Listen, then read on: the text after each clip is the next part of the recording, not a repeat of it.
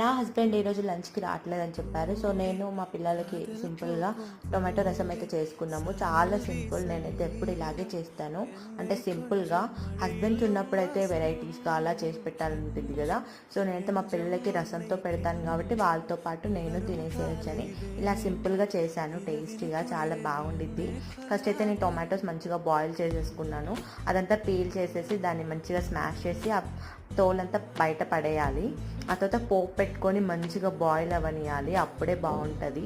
మంచిగా వెల్లుల్లి ఎక్కువ వేసుకోవాలి. అండ్ లాస్ట్లో మిరియాల పౌడర్, ధనియా పౌడర్, ఇంకా కొత్తిమీర కొంచెం ఎక్కువగా వేసుకొని దాన్ని కొద్దిసేపు ఒక 5 to 10 minutes మంచిగా బాయిల్ అవ్వనియాలి. అప్పుడే రసం చాలా టేస్టీగా ఉంటుంది. వాటిలోకి నేను పప్పన్నం చేశాను. పప్పన్నం రసం కాంబినేషన్ చాలా బాగుంటుంది.